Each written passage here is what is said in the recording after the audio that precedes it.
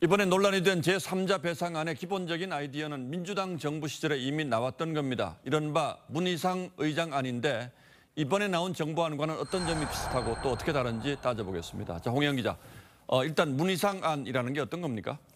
네, 2019년 11월 당시 문희상 국회의장이 발의한 법안인데요.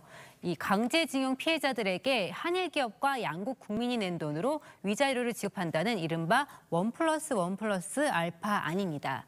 이 재단을 만들어서 제3자 배상 방식으로 기금을 조성한다는 점에서 이번 정부안과 구조는 비슷하지만 이번에는 일본 기업과 국민 성금이 빠져 있습니다. 또 당시에는 정부가 아닌 국회 입법을 통해서 하려고 했다는 점이 이번과는 다릅니다. 자, 그런데 2019년이면 한일 관계가 최악으로 치닫던 때죠? 네, 맞습니다. 2019년 6월 문재인 정부가 일본 정부의 강제 동원과 관련된 양국 기업이 위로금을 출연하자고 제안을 했었는데요. 이 발표한 지 불과 1시간 만에 일본 정부는 한국의 제안은 국제법 위반이라며 거절했습니다. 이 문희상 의장안은 이걸 일본 쪽이 받기 쉽도록 약간 변형시킨 겁니다. 이 제3자 변제라는 방식을 당시에 처음으로 제안했던 거라 일본 언론도 긍정적인 반응을 보였습니다. 자, 그런데 당시 여권 그러니까 민주당 쪽의 반응은 어땠습니까?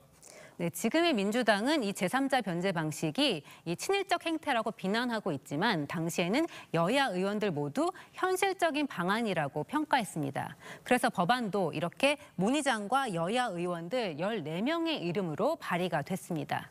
하지만 피해자 측과 시민단체의 거센 반발에 부딪혔고 이런 여론을 의식한 문재인 정부도 거리를 두면서 유야무야 됐습니다. 예.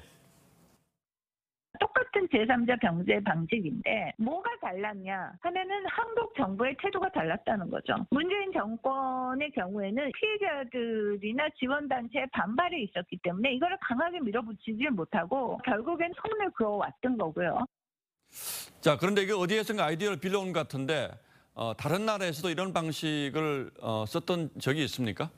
네, 독일의 사례가 있습니다. 이 90년대 들어서 미국에서 나치 정권 당시 강제노역 피해자들의 집단 소송이 이어지자 독일 정부가 재단을 설립해서 기업과 반반씩 기금을 조성했습니다. 예. 이 재단을 통해서 100여 개국 166만 명이 6조 원 넘게 받았는데요. 다만 이 가해 당사국이 직접 참여했다는 점에서 지금 우리가 추진하는 제3자 변제안과는 차이점이 있습니다.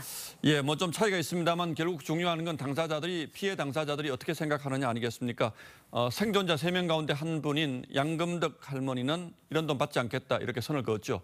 네, 이 제3자 변제든 공탁이든 이 피해자들의 동의가 필요합니다. 그래서 정부는 이번 주부터 피해자 측과 소통할 계획을 세우고 있습니다. 외교부는 이번 주부터 재단과 함께 이 대법원 확정 판결이 난 피해자 측을 개별적으로 만나서 정부안을 설명하고 최대한 동의를 이끌어낸다는 계획입니다. 예, 우리 정부의 뭐 설득도 중요합니다만 일본이 또 어떻게 후속 조치가 나오느냐 이것도 중요하겠죠.